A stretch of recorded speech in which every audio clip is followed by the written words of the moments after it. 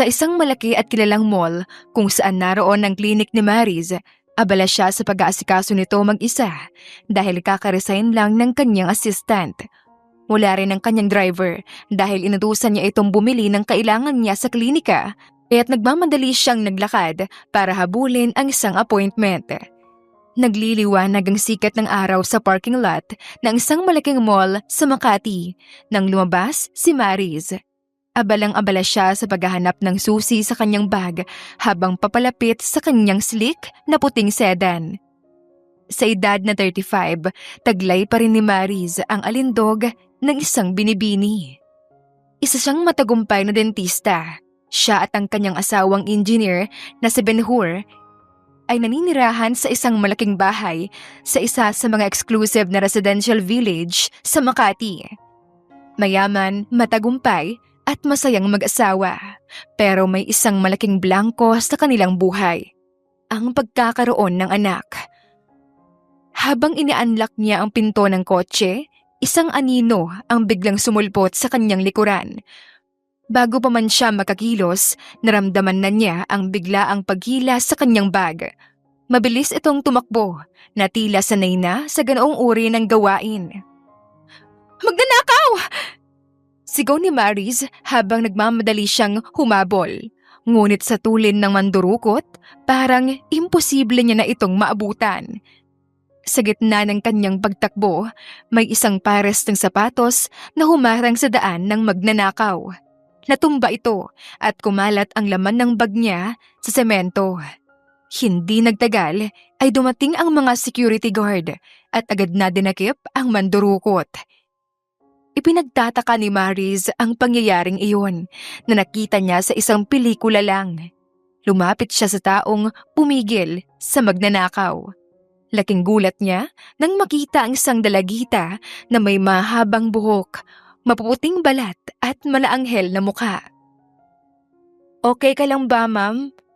tanong nito. "Salamat." Sambit ni Mariz na hanggang ngayon ay nanginginig pa rin. Nang sila ay makarating sa security office, laking gulat ni Mariz nang makita na ang magnanakaw ay hindi isang binata, kundi isang dalagang teenager na tila kaedaran ng pumigil sa kanya. "Bakit mo ginawa yon?" "Gutom na po ako, ma'am," sagot nito habang umiiyak. "Kaka-apply ko lang po sa trabaho sa isang coffee shop malapit dito. Pero hindi ako natanggap." Ipinakilala naman ng guard ang dalagang tumulong kay Mariz. "Siya po si Abby, ma'am. Nag-apply rin po siya sa coffee shop pero hindi rin natanggap."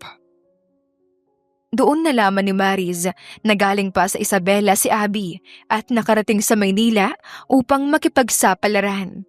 Hindi naman niya ito magawang tanungin dahil sa dami ng tao. "Ma'am, ako po pala si Abby. 17 years old. Galing pa po ako sa probinsya." Ako naman si Mariz. Maraming salamat sa ginawa mo." Inalok at isinama ni Mariz si Abby sa kanyang bahay. Laking gulat ni Mariz sa kanyang sarili kung bakit niya ginawa iyon.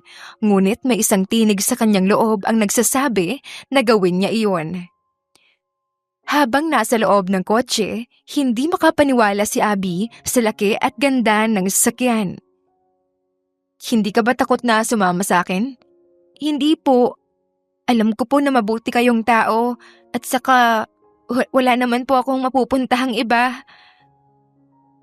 Nang makarating sila sa bahay ni Mariz, laking gulat ni Abby sa laki at ganda ng bahay. May malaking swimming pool sa likod. "Wow, ma'am! Ang ganda po ng bahay niyo. Parang nasa pelikula." Pinakilala ni Mariz si Abby sa kanilang mga kasambahay na sina Esther at Ninita. "Siya si Abby. Pansamantala siyang titira dito," sabi niya sa mga kasambahay. "Nako, ma'am! Ang ganda naman po ng bagong alaga niyo," sabi ni Ninita. "Huwag po kayo mag-alala, ma'am. Kami na po ang bahala sa kanya," sabi naman ni Esther. Nagulat pa si Mariz sa kanyang sarili. Hindi niya namalayan na sinabi niyang titira si Abby sa kanila. Parang isang iglap lang ang lahat ng nangyari. Magaan ang loob niya sa dalaga na parang anak na niya. Inilibot niya si Abby sa buong bahay at pinakita ang magiging kwarto nito. Dito ka na muna tumira hanggat wala ka pang trabaho, ani Mariz. Dumating si Ben-Hur, ang asawa ni Mariz, kinagabihan. Darling, bakit ang aga mo ata ngayon? Tanong niya habang humahalik sa pisngi ni Ben-Hur. Oo, darling. May meeting pa ako bukas sa Alabang, kaya maaga akong umuwi. Ipinakilala ni Mariz si Abby kay Ben-Hur. Ben-Hur, siya si Abby. Siya yung tumulong sa akin kanina sa parking lot. Tinitigan ni Ben-Hur si Abby mula ulo hanggang paa. Kitang-kita ang ganda at kaseksihan ni Abby sa simpleng t-shirt at maong shorts na suot nito. Hello. Sabi ni Ben-Hur na tumangulang at dumiretso sa kanilang kwarto. Habang naghahapunan, napansin ni Ben-Hur ang kakaibang presensya ni Abby. Sino ba talaga yung batang yan, darling? Siya si Abby, ang 17 anyos na tumulong sa akin kanina. Galing siyang Isabela. Titira muna siya rito. Ano? Titira siya rito? Bakit? Wala siyang matutuluyan. At saka, meron akong utang na loob sa kanya. Gusto ko siyang tulungan. Pero Mariz, hindi mo siya kilala. Ben-Hur, parang anak ko na siya. Gusto ko siyang pag-aralin. Tutulungan ko siyang makapagtapos ng pag-aaral. Teka lang, Mariz. Pinag-iisipan mo ba yung sinasabi mo? Oo, Ben-Hur. Gusto kong mag-aral siya. Gusto kong tulungan siya sa pangarap niya. Matapos nilang kumain, muli silang nag-usap sa loob ng kanilang kwarto. Ben-Hur, please. Bigyan natin si Abby ng pagkakataon. Mariz, alam mo naman na ayaw ko sa mga ganyan. Ben-Hur, please. Parang anak ko na siya. Wala pa tayong anak, kaya yung pagmamahal na sana ay sa anak ko, ibibigay ko na lang sa kanya. Sige na nga lang. Sige na, darling. Pero, huwag mo kaming pabayaan sa pag-aasikaso sa kanya. May sarili tayong buhay. Mayroon tayong responsibilidad. Opo, Ben-Hur. Maraming salamat. Ani Mariz na tuwang-tuwa. Gusto ko maging nanay-nanayan niya at alam ko na magiging masaya ako sa kanya. Sana nga, Mariz. Sana. Maging maayos ang lahat. Niyakap ni Mariz si Ben-Hur ng mahigpit. Alam ko magiging masaya tayo sa kanya. Pangako. Sa kabilang banda, hindi makatulog si Abby sa sobrang tuwa. Hindi niya inaasahan na sa isang gabi lang ay magbabago ang kanyang buhay. Salamat sa Diyos. Salamat sa kabutihan ng puso ni Ma'am Mariz. Magiging masaya ako sa kanila. Nagising si Mariz kinabukasan na may bagong pag-asa sa kanyang puso. Ito ay ang pagkakaroon ng isang anak-anakan, si Abby. Sa wakas, meron na siyang dahilan upang gumising ng maaga, mag-asikaso at maging masaya. Ang blanko sa kanyang buhay ay napunan na, o ang akala niyang napunan na. Hindi niya alam na nagsisimula pa lang ang tunay na kwento. Kinabukasan, isang maaliwalas na umaga ang sumalubong kina Mariz at Abby. Hindi na muna pumasok si Mariz sa kanyang dental clinic. Sa halip, sinabi niya kay Abby, "Halika anak, mag-shopping tayo." Parang isang tunay na ina na pinagmamalaki ang kanyang anak. Inilibot ni Mariz si Abby sa isang high-end na department store. Namili sila ng sadamakmak na damit mula sa mga simpleng jeans at t-shirt hanggang sa mga eleganteng damit. Bumili rin sila ng mga bag, sapatos at iba pang accessories. Nag-alala pa si Abby sa presyo ng mga gamit, pero sinabi ni Mariz, "Huwag ka mag-alala, ang gusto ko lang naman maging masaya ka." Sa loob ng isang iglap, tila nabulag si Mariz sa kanyang pangarap na magkaroon ng sariling anak. Si Abby na ang nagpuno sa malaking puwang na yon. Sa tanghalian, habang kumakain sila sa isang mamahaling restaurant, sinabi ni Maris kay Abby ang kanyang plano. Sa susunod na school year, mag-aaral ka na sa isang magandang universidad dito sa Maynila. Hindi na kailangan pang mag-alala sa tuition o kung sa ano paman. Habang hinihintay natin yan, gusto ko na magtrabaho ka muna sa klinik ko. Magiging assistant ka ng isang dentista. Laking tuwa ni Abby sa narinig. Hindi siya makapaniwala na binigyan siya ng pagkakataon na magbago ang buhay. Lumipas ang mga araw at linggo, naging maayos naman ang lahat. Sa klinik, naging matulungin at masipag si Abby. Mabilis siyang natuto sa mga trabaho. Sa bahay naman, naging mas malapit siya kina Maris at Ben-Hur. Ngunit habang tumatagal, may kakaibang pagbabago sa kilos ni Ben-Hur. Madalas niyang mapansin si Abby. Minsan, habang nag-aalok si Abby ng kape, napapatitig si Ben-Hur sa maganda nitong hita. Ang mga pormadong braso at balakang ni Abby, sa kabila ng pagiging 17 anyos pa lamang, ay nakakainit ng dugo ni Ben-Hur. Sa tuwing nakikita niya si Abby, naaalala niya ang kanyang kabataan. Naaalala niya ang kanyang unang pag-ibig. Ngunit sa kabila ng lahat, alam niyang mali ang kanyang nararamdaman. Ang pagnanasa niya kay Abby ay isang kasalanan. Kaya sa bawat pagtingin niya rito, mas lalo niyang pinipigilan ang sarili. Ang pagnanasa ay binubuhos na lamang niya kay Maris. Naging mas sweet siya, mas maasikaso at mas maalaga. Ang lahat ng ito ay para lamang mapagtakpan ang totoo niyang nararamdaman para kay Abby. Isang gabi, habang nag-uusap sila ni Maris sa kanilang kwarto, nag-usap sila tungkol kay Abby. Darling, tila nagiging mas malapit na kayo ni Abby ah. Oo, darling. Maganda siya, matalino, at masipag. Masaya ako na mayroon tayong anak-anakan. Sa kabila ng sinabi niya, alam niya sa puso niya na hindi lang anak-anakan ang turing niya kay Abby. Habang tumatagal, lalong lumalala ang pagnanasa niya kay Abby. Ang bawat kilos at ngiti nito ay nagpapaalala sa kanya ng kanyang kabataan. Minsan, habang nag-exercise siya sa sala, dumating si Abby na may dalang tuwalya. Tito, tuwalya po para sa pawis niyo. Salamat, Abby. Nang hawakan ni Abby ang kanyang balikat, naramdaman ni Ben-Hur ang kuryente. Bigla siyang napahinto sa pag-exercise. Okay ka lang po ba? Oo, okay lang ako. Medyo pagod lang. Sabi ni Ben-Hur na nagpapanggap na pagod. Sa kabila ng lahat, hindi nagbabago ang pagmamahal ni Ben-Hur kay Maris.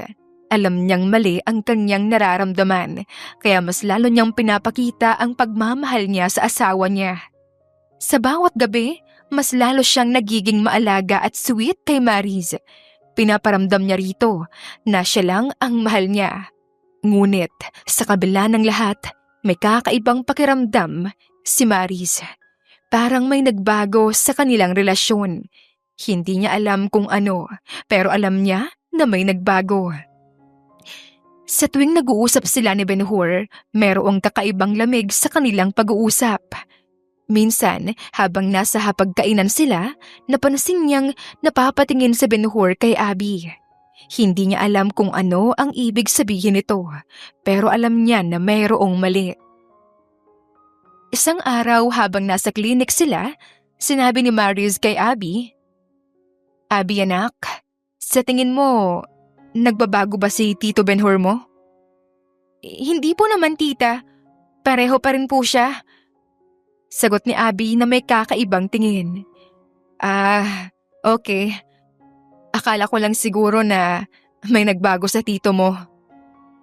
Hindi niya alam na ang pakiramdam niya ay tama.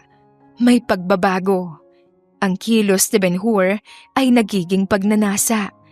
Ang relasyon nila ay nagiging komplikado. At si Abby, ang batang inaalagaan niya, ay siyang dahilan ng lahat ng ito. Sa kabilang banda, si Abby ay unti-unting nakakaramdam na rin ng kakaibang trato mula kay Ben-Hur. Minsan habang nag-aalok siya ng kape kay Ben-Hur, napapansin niya ang malagkit na tingin nito. Minsan habang nasa sala sila, napapansin niya ang pag-exercise na Ben-Hur ay pagpapakitang motibo lamang upang akitin si Abby. Tito, gusto mo ba ng kape? Sige, salamat Abby. Ang ganda mo. Bulong ni Ben-Hur na hindi naman narinig ni Abby. Hindi niya alam kung ano ang gagawin.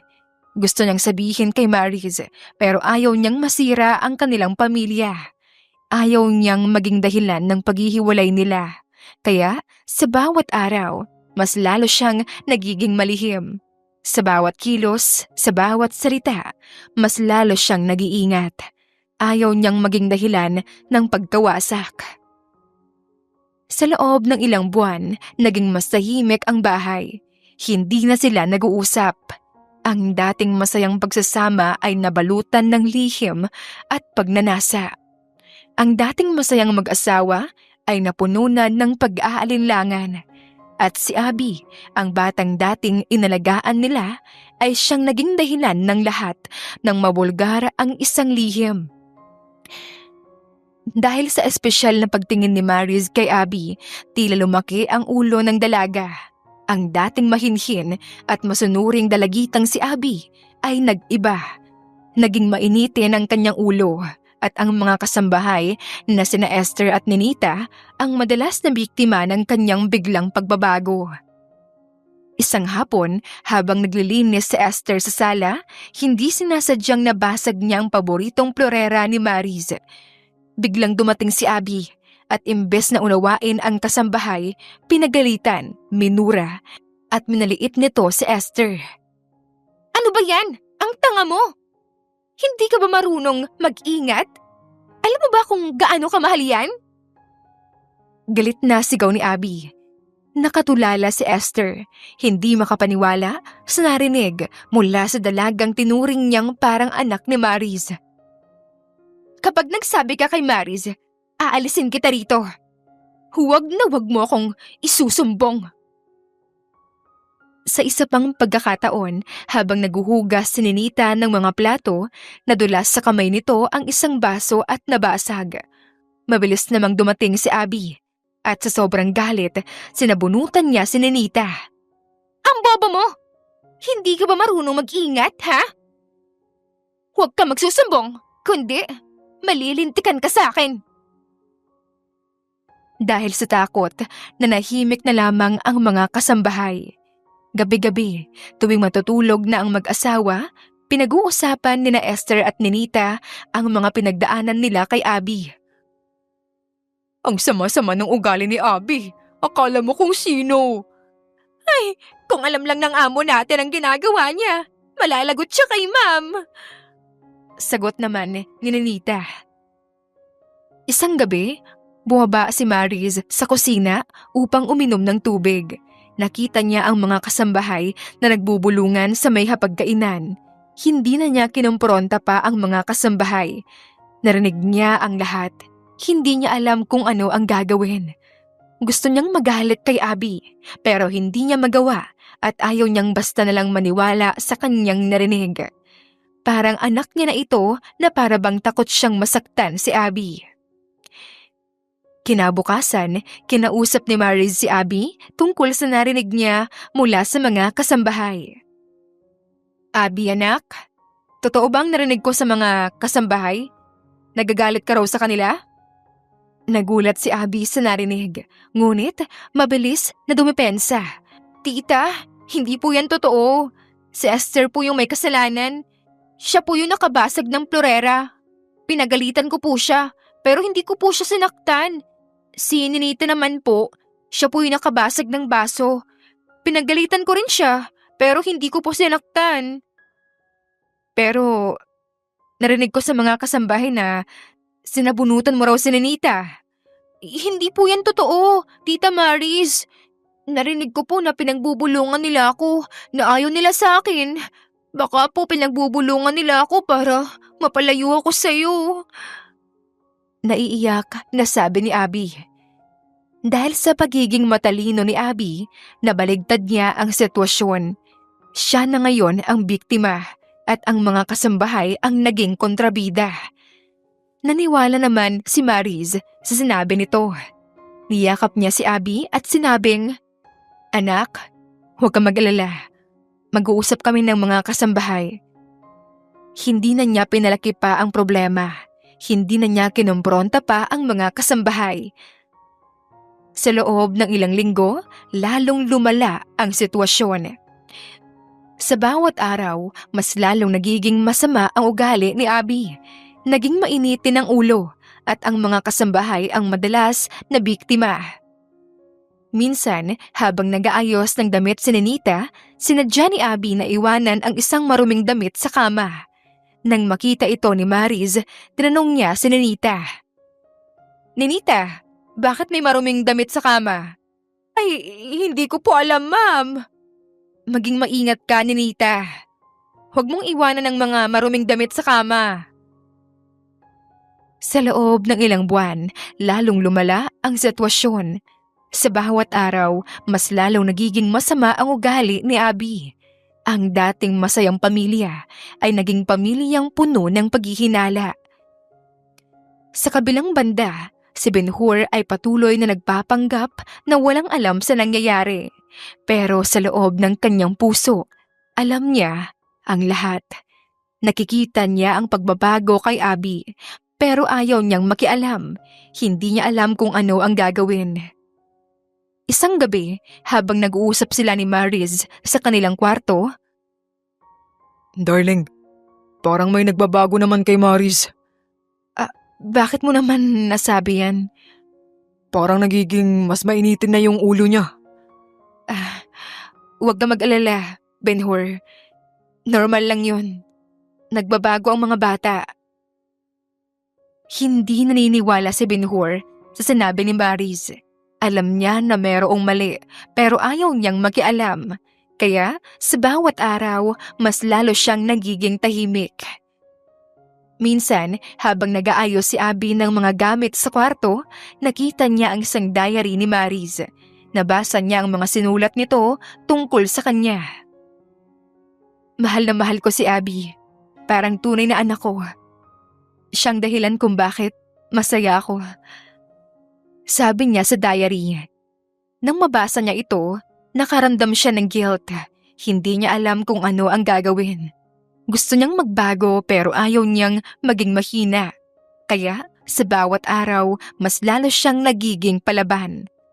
Ang dating mahinhin at masunuring si Abby ay naging isang matapang at mapang-akit. Naging mailap si Maris sa mga kasambahay at lagi nang pinagtatanggol si Abby. Ang mga pag-aalinlangan sa isip ni Maris ay biglang nawala, lalo na nang makita niya kung gaano ka-close si Abby kay Ben-Hur. Tuwang-tuwa siya dahil sa wakas, meron na siyang dahilan upang maging masaya. Ang kanyang pangarap na magkaroon ng anak ay tila natupad na. Isang gabi, dumalo si Maris sa bridal shower ng kanyang matalik na kaibigan. Naiwan si Ben-Hur at Abby sa malaking bahay.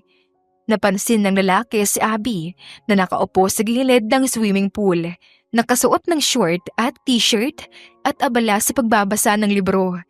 Kitang-kita ang perpektong kurba ng katawan nito, lalo na ang maganda nitong hita. Parang isang anghel na bumaba sa lupa. Nilapitan niya si Abby. Bakit hindi ka pa natutulog? Nagulat si Abby pero mabilis siyang ngumiti. Hindi pa po kasi ako inaantok, tito. Nagbabasa lang po ako ng libro. Sagot ni Abby na tila isang babaeng nagpapakyut sa isang binata. May gusto sana akong sabihin sa'yo. Tungkol saan po? Tungkol sa nangyayari sa pagitan niyo ng mga kasambahay. Tito, ako po yung biktima. Sila po yung masama. Naiiyak na sabi ni Abby. Huwag ka mag-alala. Naniniwala ako sa'yo. Sabi ni Ben-Hur habang hinahaplos ang ulo ng dalagita. Ang simpleng paghaplos na yon ay nagpainit sa katawan ni Abby. Alam ng dalaga na may gusto sa kanya sa Ben-Hur, kaya mas lalo pa siyang nagpapa-victim. Dito, salamat po ah. Ang sarap po sa pakiramdam na may nagmamahal sa akin. Ang mga salitang iyon ay mas lalong nagpainit sa katawan ni Ben-Hur. Ang pagnanasa ng lalaki kay Abby ay lalong umapoy. Abby, alam mo ba kung anong pakiramdam ng espesyal na pagmamahal? Nagulat ang dalaga sa tanong nito, pero mabilis siyang ngumiti. Tito, hindi ko po alam.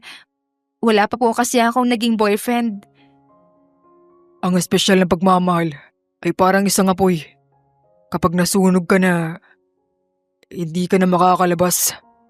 Pero tito, hindi po ako natatakot. Gusto ko pong masunog. Sabi niya na may kakaibang tingin. Ang mga salitang iyon ay mas lalong nagpainit sa katawan ni Ben-Hur. Abby, alam mo ba na may gusto ako sa'yo?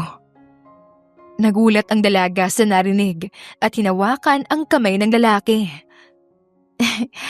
Alam ko po, tito. Sagot naman ni Abby habang hinahaplos niya ang kamay ni Ben-Hur. Tito, alam mo bang berhen pa ako? Ang mga salitang iyon ay mas lalong nagpabilis ng tibok sa dibdib ni Ben-Hur. Ang pagnanasan niya kay Abby ay lalong lumala, pero sa kabila ng lahat, nagpigil pa rin sa Ben-Hur. Abby, anak ka ni Maris. Hindi ko to magagawa. Tito, hindi ako anak ni Mariz. Inampun niya lang ako. At saka hindi po kami magkadugo, no? Kahit na anong mangyari, wala akong pakialam sa kung ano ang sasabihin ng ibang tao. Gusto po kita. Hindi na nakapagpigil pa si Ben-Hur. Niyakap niya si Abby at hinalikan niya ito. Ang halik na iyon ay nagpainit sa katawan ng dalaga. Sa isang iglap, nawala ang lahat ng pag-aalinlangan na Ben-Hur. Lumipas ang mga araw, naging mas malapit lalo sina Ben-Hur at Abby. Mas madalas silang magkasama, mas madalas silang mag-usap. Napansin naman ito nila Esther at Ninita. Nakita mo na ba yung tingin ni Sir Ben-Hur kay Abby? Parang may kakaiba. Oo nga, parang may lihim. Pero wag na natin tong pansinin. Baka tayo na naman ang maging kontrabida. Oo nga, mas mabuti pa na huwag na lang tayong makialam. Sagot ni Esther. Walang kaalam-alam si Mariz na may namamagitan na pala kina Ben-Hur at Abby.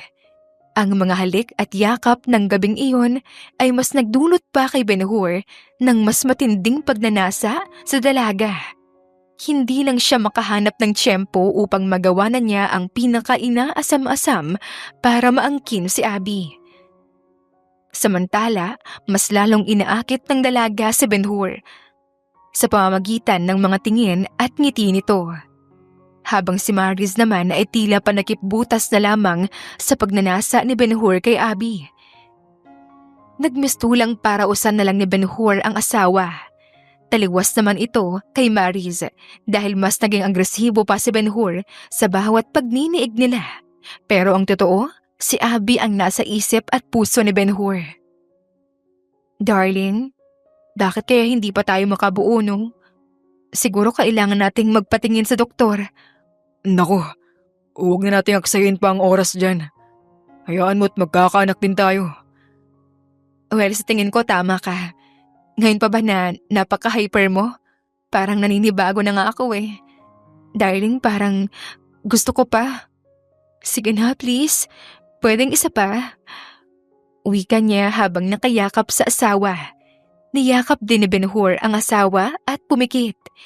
Muli niyang inisip si Abby, ang alindog ng dalaga na nasa 18 anyos na. Sa muli ay ginamit niya ang katawan ni Mariz upang maparausan sa pagnanasang nararamdaman niya kay Abby. Ang kwento ni Mariz, Ben-Hur at Abby ay patuloy na gumugulong sa isang madilim na landas.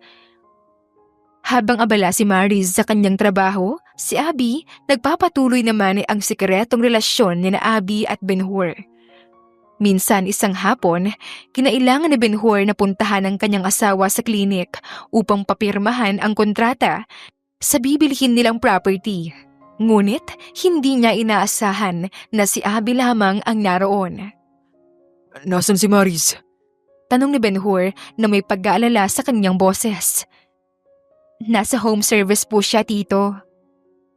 Tumingin sa paligid sa Ben-Hur. Walang ibang tao sa klinik. Siya at si Abby lamang. Ang kakaibang tingin ni Abby ay alam na Ben-Hur ang ibig nitong ipahiwatig na lalong nagpainit sa dugo ni Ben-Hur. Nakasuot si Abby ng isang maiksing uniforme na nagpapakita ng magandang hugis ng kanyang katawan. Hindi na nakapagbigil pa ang lalaki. Ang pagnanasa niya kay Abby ay lalong lumala.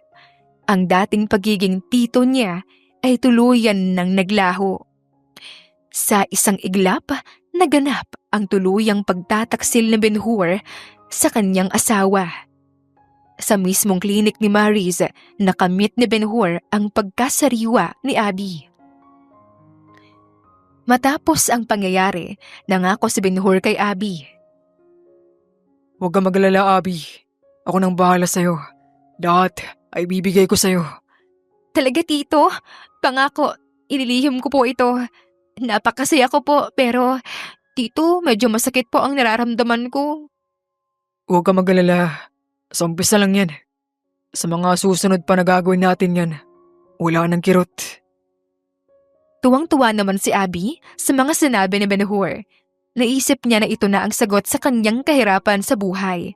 Ang pagkakaroon ng isang mayamang sugar daddy na handang ibigay ang lahat sa kanya ay isang malaking pangarap na natupad.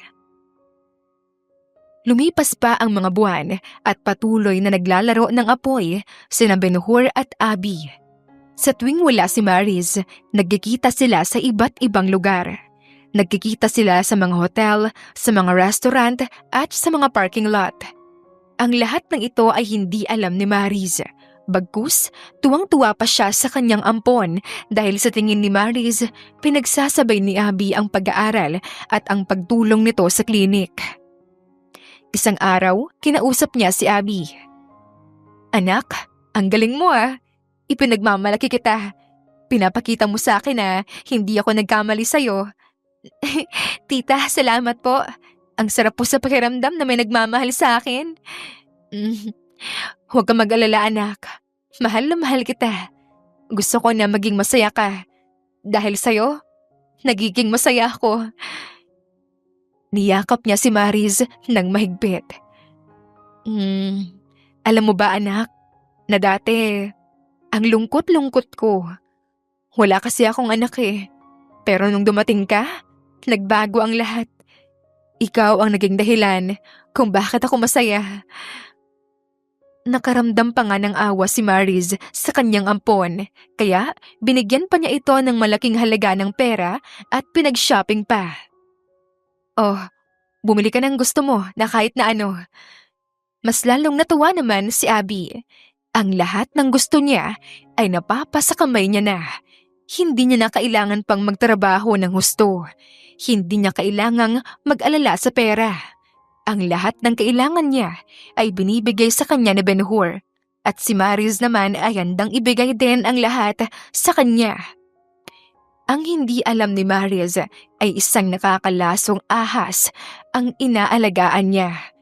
Ang kanyang asawa na mahal niya at ang kanyang ampon na tinuring niyang anak ay may ginagawang kahalayan sa likod niya.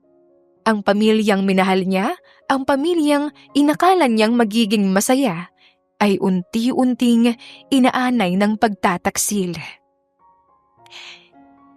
Isang gabi habang nasa bahay sila, napansin ni Maris ang kakaibang kilos na Ben-Hur. Mas madalas siyang gumagamit ng cellphone, mas madalas siyang tumatawag. Sa tuwing tinatanong siya ni Maris, sinasabi niya na meron siyang meeting. Pero alam ni Maris na merong mali. Sa kabilang banda, napansin naman ni Esther at Nita ang kakaibang kilos na Ben-Hur at Abby. Mas madalas silang magkasama. Mas madalas silang nag-uusap. Ninita, may kakaiba sa kilos ni Sir Ben-Hur at ni Abby. Oo nga, parang may lihim sila pero wag na lang tayong makialam. Hayaan nating si ma'am na lang ang magkakita sa ginagawa nila. Oo nga, mas mabuti pa na huwag na lang tayo makialam. Hindi alam ni Mariz na sa bawat araw na lumilipas, lalong lumalalim ang hukay na kanilang kinasasadlakan. Ang masayang pamilya ay unti-unting ginigiba ng anay ng pagtataksil at mga lihim at kasinungalingan. Sa tuwing nakikita niya si Abby, ang kanyang puso ay puno ng pagmamahal at pag-asa. Hindi niya alam na ang kanyang ampon ay magiging sanhi ng kanyang pagdurusa. Isang umaga, habang nag-aalmusal sila sa malaking mesa, biglang napatayo si Abby. Walang sabi-sabi, tumakbo ito patungo sa lababo at nagsuka. Labis na nag-alala si Mariz.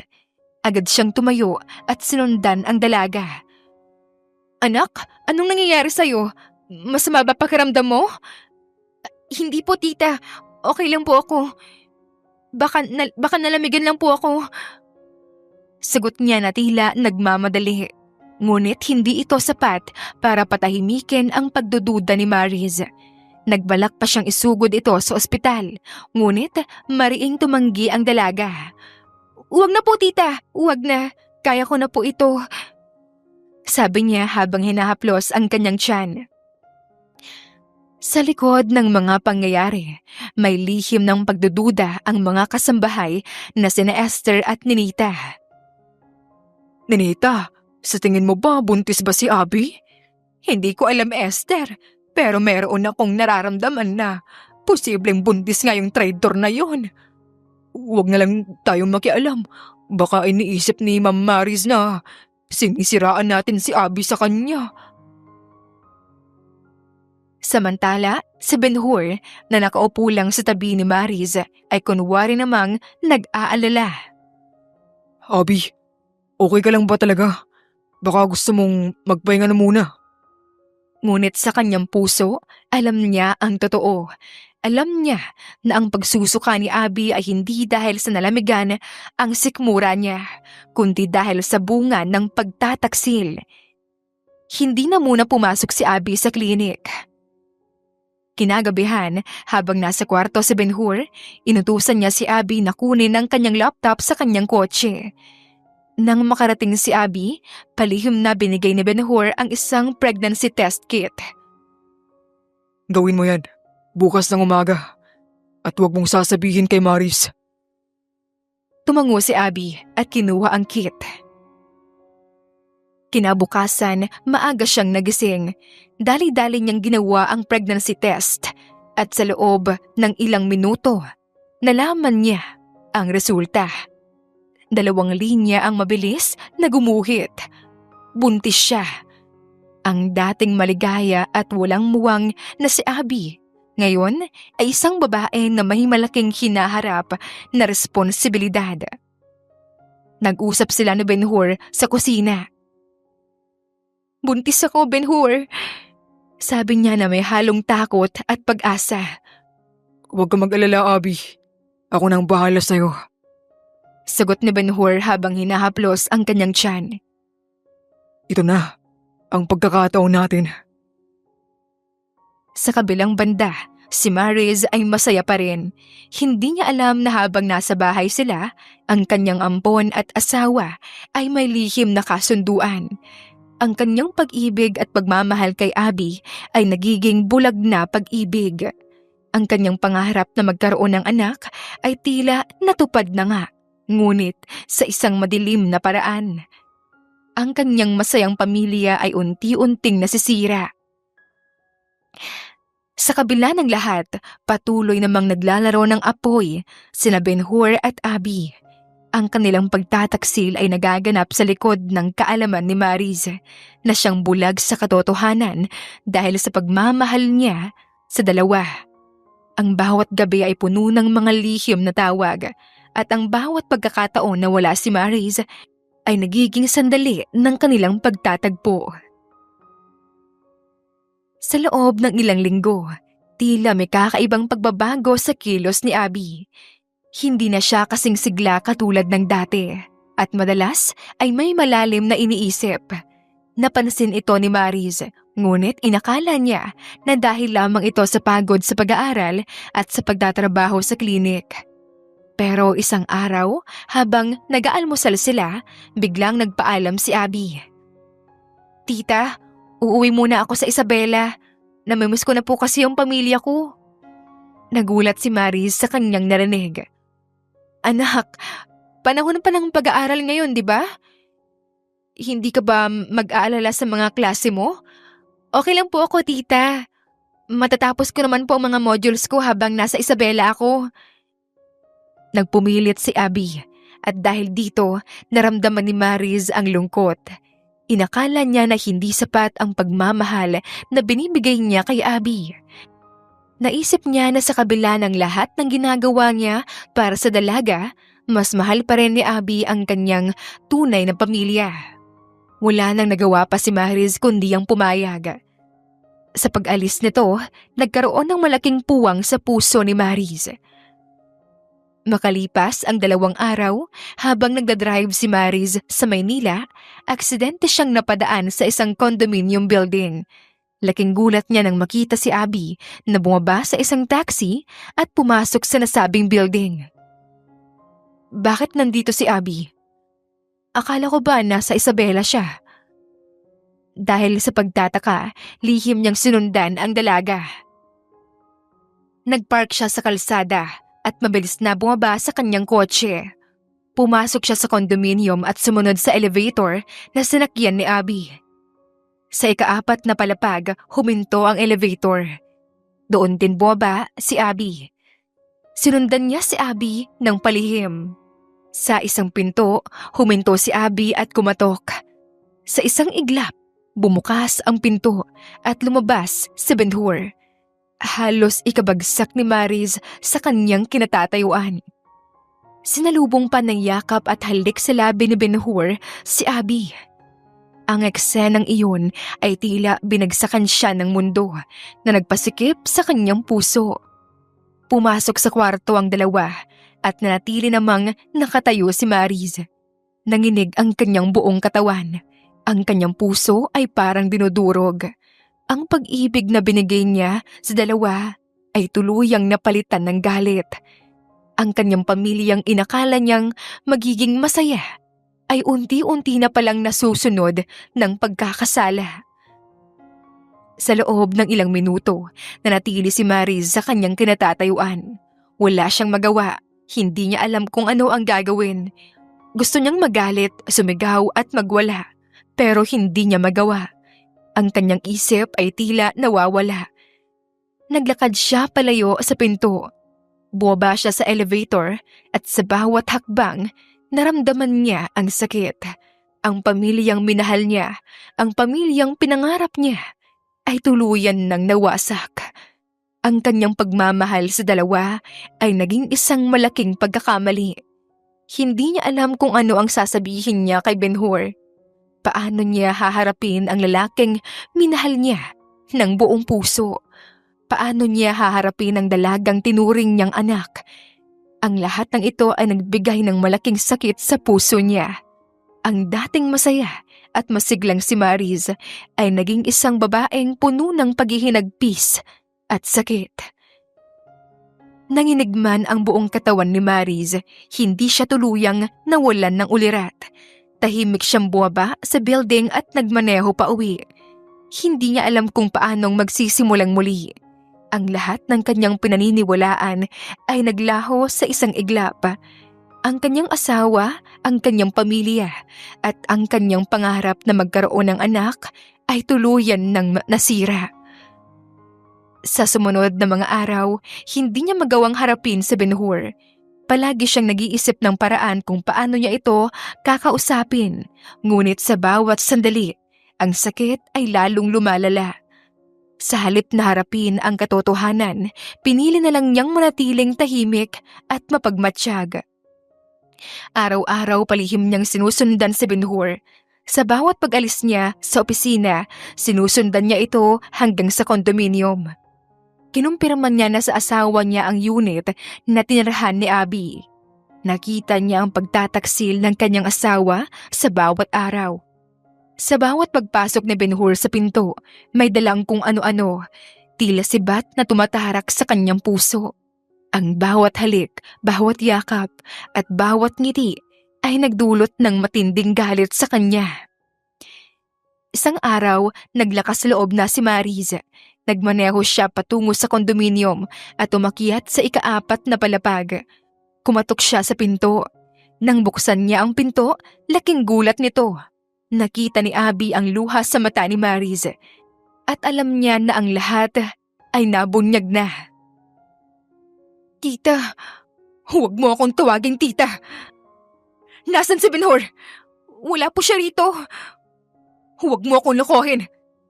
Alam ko na lahat. Nakita ko kayong dalawa. Hindi na nakaimik pa si Abby. Ang kanyang pagpapanggap ay tuluyan ng naglaho. Sa isang iglap, inamin ni Abby ang lahat. Ang lahat ng kasinungalingan, ang lahat ng panloloko ay tuluyan ng nabunyag. Bakit? Bakit mo ginawa sa akin to? Tinuring kitang anak. Binigay ko sa'yo lahat. Ano pa ba ang kulang, ha? Wala po kayong pagkukulang, tita. Pero mahal ko po si Benhur. Siya po ang gusto ko. Siya po ang mahal ko. Ang mga salitang iyon ay mas lalong nagpakulo sa dugo ni Mariz. Ang kanyang muka halos nag-aapoy sa galit. Hindi mo siya mahal. Ginagamit mo lang siya. Ginagamit mo lang kami. Tita, mas mahal ko po si Benhur kaysa sa inyo. At sa tingin ko, mas mahal po ako ni Benhur kaysa sa inyo. Kung hindi, bakit po niya ako binahay? Nagkaroon ng mahabang sagutan ang dalawa. Tila aso't pusa. Nag-away sila ng malala. Sa huli, nauwi sakitan ang kanilang pag-uusap. Naitulak ni Mariz si Abby ng malakas at bumagsak ito sa sahig. Tumama ang ulo ng dalaga at agad itong nawalan ng malay. Nanginginig ang buong katawan ni Mariz, ngunit iniwan niya ang dalagang nakahandusay. Habang mag-isa na lang si Abby sa sahig, sumakit ng gusto ang kanyang tiyan. Ang sakit ay mas lalong tumindi at umagos ang dugo ng pagtataksil. Naramdaman niya ang dugong umaagos sa kanyang hita. Agad siyang tumawag kay Benhur. Benhur, tulungan mo ako! Nasa kondo ako! Dinudugo ako! Please, bilisan mo! Ayoko mawala ang baby natin! Mabilis na dumating sa Benhur. Abby, ano nangyari? Nakita niya ang dugo sa may sahig. Sino ang gumawa nito sa'yo? Si Mariz! Sinugod niya ako tinulak sa may sahig. Agad na dinala ni Benhur si Abby sa ospital. Sa ER, sinabi ng doktor na si Abby ay nakunan. Huli na ang lahat. Wala na ang bata. Ang dating masaya at masiglang si Abby ay naging isang babaeng puno ng sakit at paghihinagpis. Ang pangarap niyang magkaroon ng pamilya ay tuluyan ng naglaho. Sa kabilang banda, si Mariz ay nasa kanyang bahay, nag-iisa. Ang kanyang puso ay puno ng galit at paghihiganti. Ang kanyang pamilya na inakala niyang magiging masaya ay tuluyan ng nawasak. Hindi pa man tuluyang nakaka-recover si Mariz sa matinding sakit na dulot ng kataksilan ni Benhur ay nagpakita na ito sa kanya. Matapos dalhin si Abby sa ospital at ilipat sa isang safe house, dumiretso si Benhur sa kanilang bahay. Nakita ni Mariz ang kanyang asawa at sa loob ng ilang minuto ay walang makapagsalita sa kanilang dalawa. Sinalubong ni Mariz ng isang malutong na sampal na tumama sa pisngi ng asawa. Yan ang nararapat sa'yo! Bakit mo ginawa sa akin to, ha? Minahal kita! Binigay ko ang lahat sa'yo! Mariz, please. Makinig ka muna. Ano pa bang pakikinggan ko sa mga kasinungalingan mo, ha? Na nagpakaasawa ka sa babae mo? Nakasama mo ang ampun nating ahas? Oo, Maris. Mahal ko si Abby. Handa akong samahan siya habang buhay. Hindi ko na kaya ang pamumuhay natin. Hindi na ako masaya. Ang mga salitang iyon ay tila isang malaking espadang tumarak sa puso ni Maris. Lumayas ka! Lumayas ka sa pamamahay ko! Umalis ka na habang hindi pa ako tumatawag ng pulis. Hindi na babagay dito ang anay na sumisira sa pamamahay ko! Sigaw ni Maris habang tinutulak niya si Ben-Hur. Sa labis na galit at sakit, iniwan ni Ben-Hur si Maris. Sa loob ng ilang linggo, ang kanyang bahay ay puno ng malungkot na mga alaala. Samantala, nang humarap sina Ben-Hur at Abby sa pamilya nito sa Isabela, nagalit ang mga magulang. Anak, anong ginawa mong kahihiyan? Bakit ka ba nakipagrelasyon sa lalaking may asawa na? Hindi ka ba nahihiya? Nay, nagmamahalan po kami. At hiwalay na sila ng asawa niya. Hiwalay? Nang dahil sa'yo? Kahit na ano pang sabihin mo, kabit ka pa rin. Hindi ako nag-aalaga ng isang ahas sa pamamahay na ito. Mahirap lang tayo, pero hindi kita pinalaki ng ganyan, Abby. Gayunpaman, nagpaliwanag si Ben-Hur sa mga magulang ni Abby. Sinabi niyang hiwalay na sila ni Maris at handa siyang panagutan ang lahat. Dahil sa kagustuhan ni Ben-Hur na manatili sa piling ni Abby, bumalik sila sa Maynila at nagpakasal sa huwes. Lumipas ang panahon at unti-unting nakalimutan ni Maris ang sakit. Nagpatuloy siya sa kanyang buhay. Sa isang conference, nakilala niya si Eman, isang doktor na may parehong hilig sa medisina. Agad na nakapagpalagayan ng loob ang dalawa. Naging magkaibigan sila at sa paglipas ng panahon, ang kanilang pagkakaibigan ay lumalim at naging espesyal ang bawat isa. Si Eman, isang doktor na may mabuting puso. Pinunan niya ang malaking puwang sa puso ni Maris. Ang kanyang pag-ibig ay nagbigay ng bagong pag-asa kay Maris. Sa wakas, nahanap niya ang tunay na pagmamahal. Samantala, ang pagsasama ni Ben-Hur at Abby ay inabot ng kamalasan at karma. Natanggal si Ben-Hur sa trabaho dahil sa katiwalian. Ang dating masayang pagsasama ay naging bangungot na puno ng galit at paghihinala. Nag-umpisa ang kwento ng paghihirap ni Ben-Hur at Abby. Ang dating marangyang buhay na nakasanayan ni Ben-Hur ay naglaho kasabay ng kanyang trabaho. Napilitan silang lumipat sa isang simpleng apartment, malayo sa dating malaking bahay na tinitirahan nila ni Maris. Sa gitna ng kanilang paghihirap, madalas na maalala ni Ben-Hur ang kanyang buhay kasama si Maris. Ang dating tahimik at maaliwalas na pamumuhay, ang mga masarap na hapunan at ang pagmamahal na binigay sa kanya ni Maris. Nalaman din niya na may bago ng kinakasama ang dati niyang asawa, isang doktor na nagngangalang Eman, at masayang-masaya sila sa bago nilang bahay. Nakaramdam ng matinding selos at inggit si Ben-Hur. Alam niyang sa mata ng batas, kasal pa rin sila ni Maris. Ang pag-ibig niya para dito ay nagbalik, kasabay ng pagnanais na muling bumalik sa kanyang dating buhay. Isang gabi, habang nagtatalo sila ni Abby, hindi na nakapagpigil pa si Ben-Hur. Abby, pagod ako. Pagod na ako sa sitwasyon natin. Bakit? Ano bang problema? Hindi ka na ba masaya sa akin? Abby, hindi na ako masaya.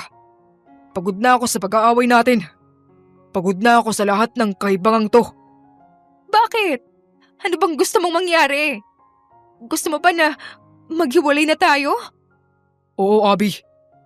Masakit man na gawin to pero wala na akong maibibigay na magandang buhay sa'yo. Babalik na ako kay Maris. Mahal ko pa rin siya. Para namang sumabog sa galit si Abby. Anong sinasabi mo? Babalik ka kay Maris? Pagkatapos ng lahat ng ginawa natin? Pagkatapos ng lahat ng pinangako mo? Hindi ka na mahal ni Maris. May bago na siyang kinakasama. Iniwan ka na niya. Hindi yan totoo. Kahit na anong mangyari, mahal pa rin ako ni Maris. At sa batas, kami pa rin ang mag-asawa. Talaga? Gusto mo bang malaman ang katotohanan? Hindi ka na mahal ni Maris. At kung mahal ka pa niya, bakit kanya pinagpalit sa iba? Ginawa ko ang lahat para sa'yo, Abby. Alam ko na kahit mali, ipinaglaban kita. Pero tama ng kahibangan nating dalawa. Sigaw ni Ben-Hur. Hindi mo na ako mahal. Ginamit mo lang ako. Hudas ka, Ben-Hur. Ginawa ko ang lahat para sa'yo, Abby. Tapusin na natin to. Ano pa bang gusto mo? Ang gusto ko? Ang gusto ko yung pagmamahal mo. Ang gusto ko yung pagiging tapat mo sa akin. Pero ano? Babalik ka sa ex mo? Alam mo ba kung anong tawag sa'yo? Ha, Ben-Hur? Makapal ang mukha. Mas mahal ko si Maris kaysa sa'yo. At handa akong gawin ang lahat para sa kanya. Kung mahal mo siya, bakit mo siya niloko? Bakit mo siya sinaktan? Bakit mo siya pinaglaruan? Ang totoo niyan, hindi ka naman marunong magmahal. Ang totoo, sarili mo lang mahal mo. Hindi na nakapagpigil pa si Ben-Hur. Abby, tama na. Pagod na ako. Maghiwalay na tayo. Kung ihiwalayan mo ako, sisirain ko ang buhay mo.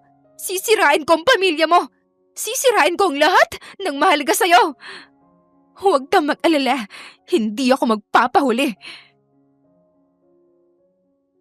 Kinagabihan, habang masayang naghahapunan sina Maris at Eman, sa kanilang bagong bahay, biglang may kumatok ng malakas sa pinto. Binuksan ni Eman ang pinto at laking gulat nila nang makita si Ben-Hur. Lasing at magulo ang itsura. Maris! Maris! Lumabas ka! Sigaw ni Ben-Hur. Mabilis na hinarang ni Eman ang lalaki. Ben-Hur, umalis ka rito. Bago pa kita ipadampot sa mga polis. Sino ka para pagsabihan ako, ha? Sigaw ni Ben-Hur na may galit sa kanyang boses. Asawa ko si Maris. Asawa ko siya. Nagumpisa na ang mainit na pagtatalo. Hindi na nakapagpigil si Ben-Hur at sinuntok niya si Eman. Gumanti naman si Eman kaya nagkagulo sila. Ano bang ginagawa mo, Ben-Hur? Umalis ka na! Ngunit hindi nagpaawat si Ben-Hur. Sa halip, kinuha niya ang kanyang baril. Maris, babalik na ako sa'yo. Mahal na mahal kita. Ben-Hur, ibaba mo ang baril. Hindi na kita mahal. Lumayas ka na. Hindi na nakapagpigil si Ben-Hur. Dahil sa matinding galit, pumutok ang baril at natamaan si Eman sa balikat. Agad na tumawag ng pulis si Maris at agad namang tumakas sa Ben-Hur. Dumating din ang ambulansya at agad dinala sa ospital si Eman. Pinaghahanap na ngayon si Ben-Hur ng mga kapulisan. Samantala, nagtatago ito sa apartment nila ni Abby. Takot at nanginginig. Nakita siya ni Abby at laking gulat niya sa nangyari. Ben-Hur, anong nangyari sa'yo? Si Maris ang may kasalanan. Hinahanap ako ng mga pulis. Niyaya na Ben-Hur si Abby na umalis. Mabilis silang lumayas na animoy mga daga na umiiwas sa pusa. Sa loob ng ilang linggo, lalo silang naghirap. Walang matirahan at wala silang makain. Ang dating marangyang buhay ay naging isang bangungot. Hindi na nakatiis pa si Abby.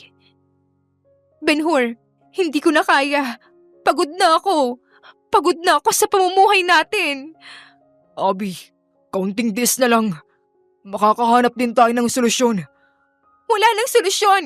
Wala na. Ayoko na, Ben-Hur. At sa huli, iniwan ni Abby si Ben-Hur at sumuko sa mga pulis. Alam ko po kung nasaan si Ben-Hur. Pero huwag niyo po ako ibibigay sa kanya. Nang malaman ni Ben-Hur ang ginawa ni Abby, agad siyang tumakas. Hindi na siya naghintay.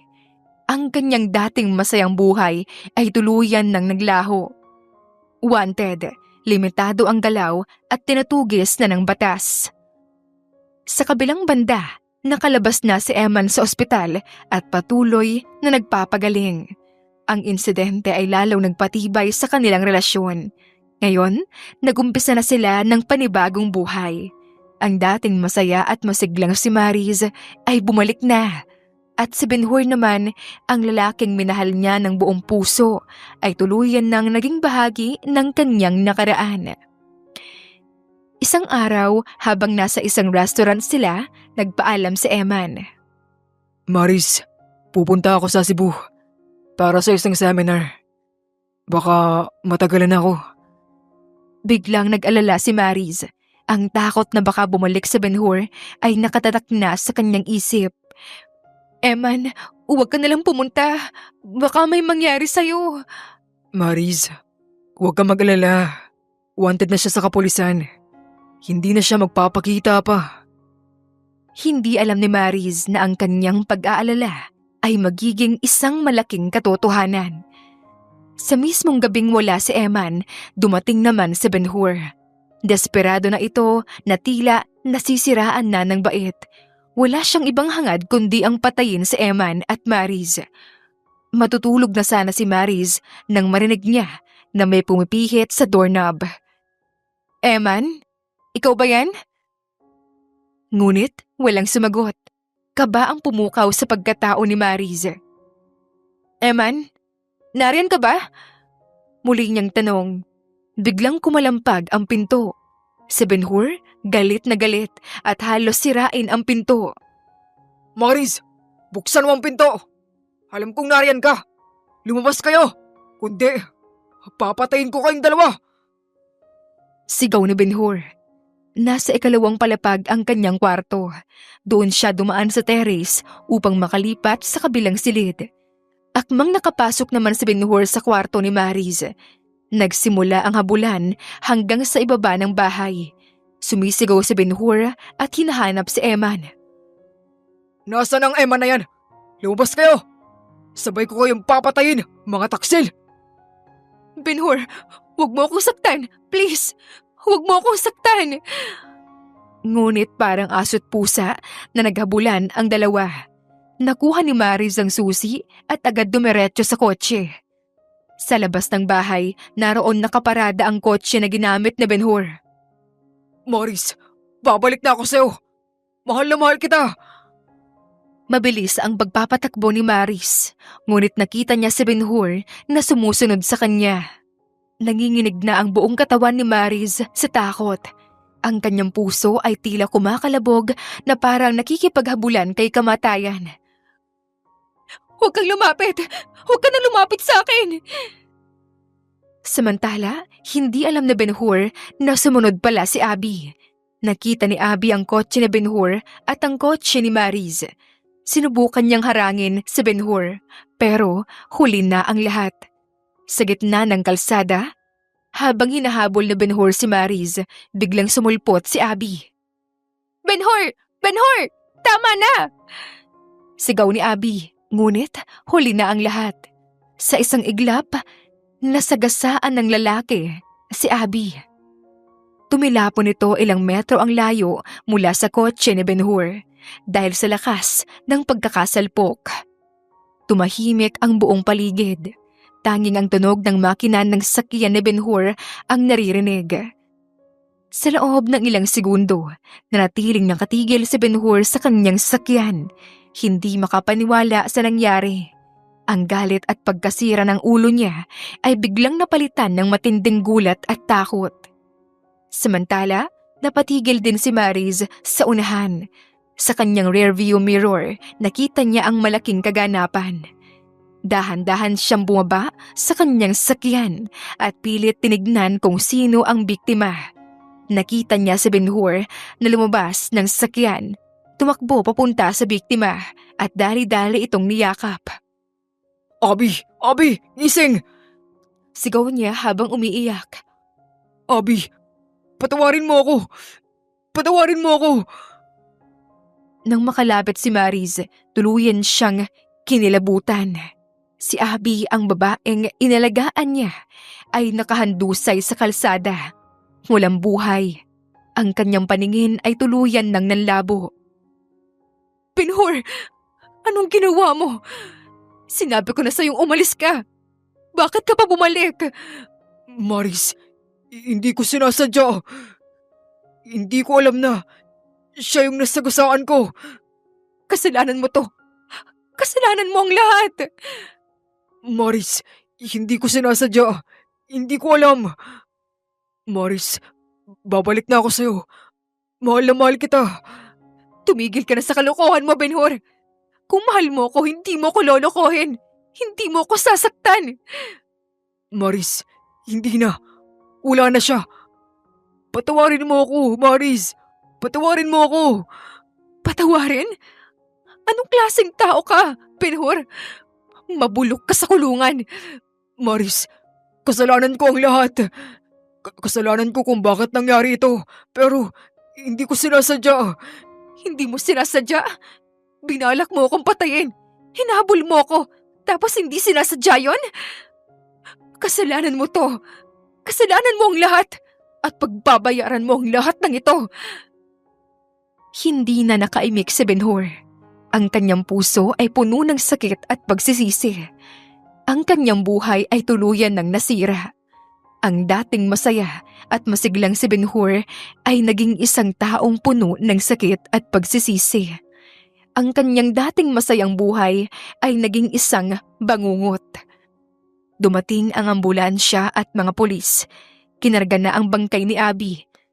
Sa kabila ng nangyari, ay nakadama pa rin ng awa si Maris sa dalagang minsan niyang inalagaan at minahal.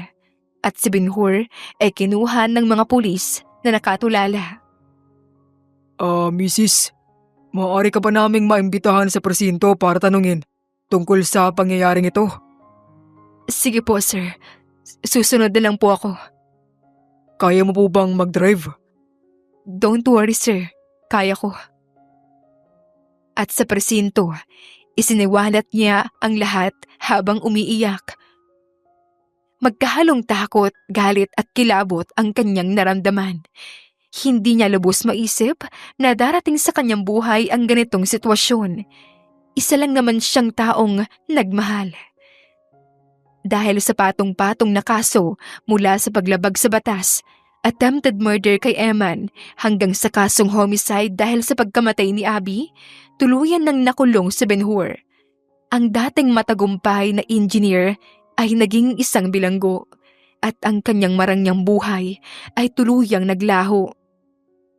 Labis ang pagdadalamhati ng mga magulang ni Abby. Mula sa Isabela, nagtungo sila sa Maynila para ipaglaban ang hustisya para sa kanilang anak. Sa bawat araw na lumilipas, mas lalong lumalalim ang sugat sa kanilang puso.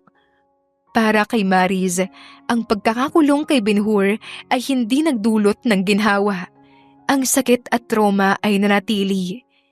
Nais na niyang kalimutan ang lahat, ang panluloko ni Benhur, ang pagkamatay ni Abby, at ang bangungot na pinagdaanan niya.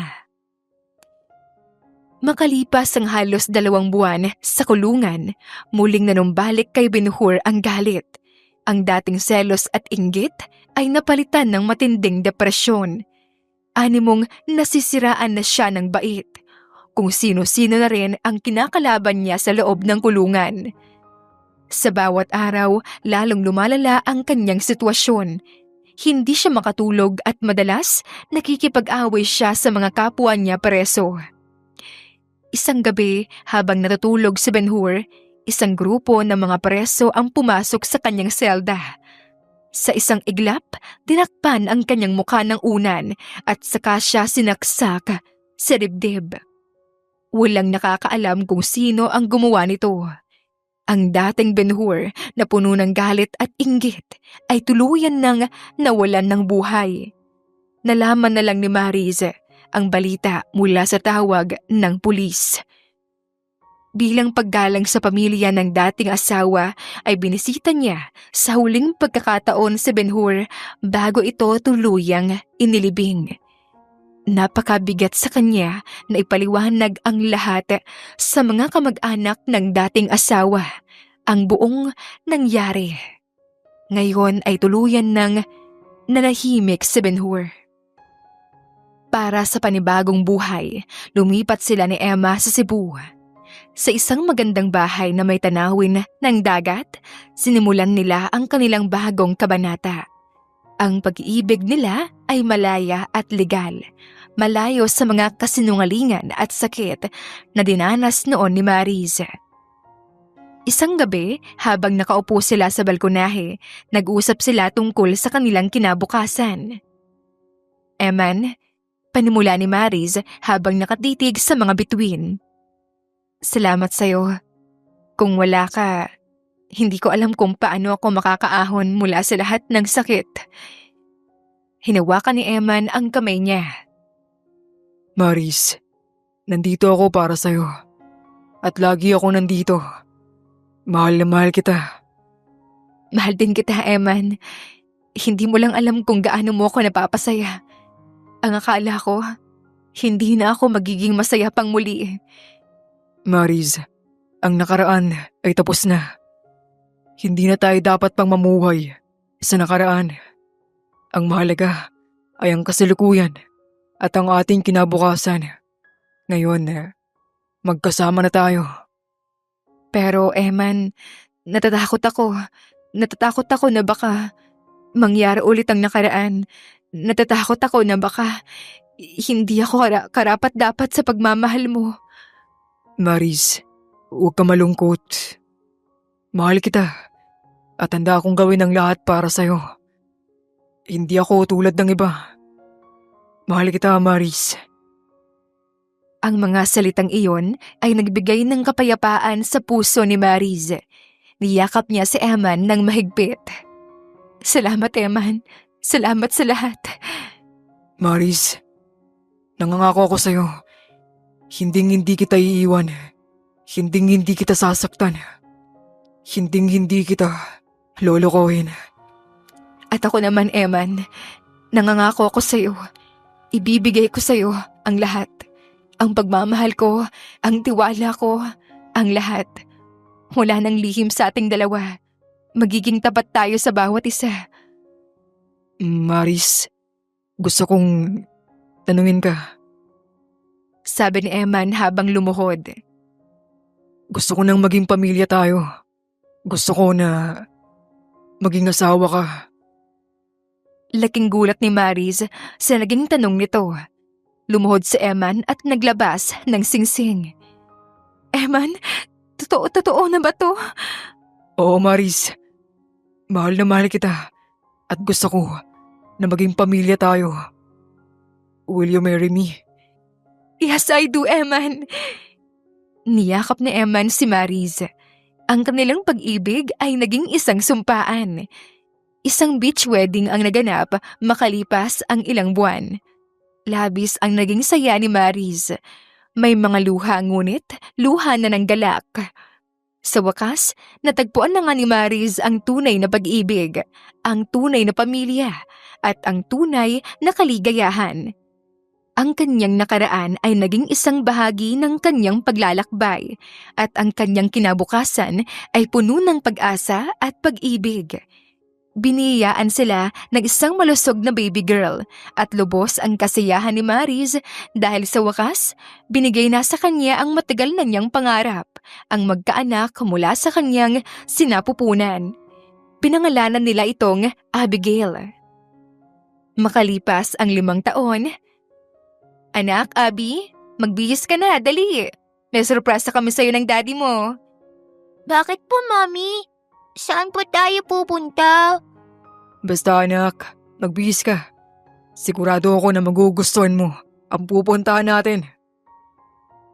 Lumipad ang pamilya sakay ng Philippine Airlines papuntang Hong Kong at bilang regalo nila sa anak dahil kaarawan ni Abby, ito ang regalo ng mag-asawa. Makalipas ang 2 oras at kalahati ng biyahe ay may nagsalitang stewardess ng eroplano. Ladies and gentlemen, we have arrived at Hong Kong International Airport. The time here is 9 in the morning. For your safety, please keep your seats upright and fasten your seatbelts until the plane is completely parked. Thank you for flying with us. Enjoy your stay and mabuhay! Wow, Mami! Ang ganda ng Disneyland. Dati sa TV ko lang po ito nakikita. Pero ngayon, nandito na tayo. Hindi maipinta sa tuwa ang mukha ng napakaganda at inosenteng bata. Masaya ka ba, anak ko? Opo, ang saya ko po, Mami. Mahigpit na niyakap ni Abby ang kanyang mami at daddy. May ngiti sa mukha na tila ba isang anghel ang mukha ng kanilang mahal na anak. Thank you, Mami and Daddy, sa gift niyo po sa akin. Walang anuman, anak. Gusto ko? Ibigay sa'yo ang lahat ng gusto mo at gusto ko na maging masaya ka. Lumuluhang nakangiti habang yakap-yakap ang kanyang anak. Nagkatinginan ang mag-asawa at tumingala sa langit bilang pasasalamat sa Diyos sa napakalaking regalo matapos ang mabait na nakaraan. Wakas.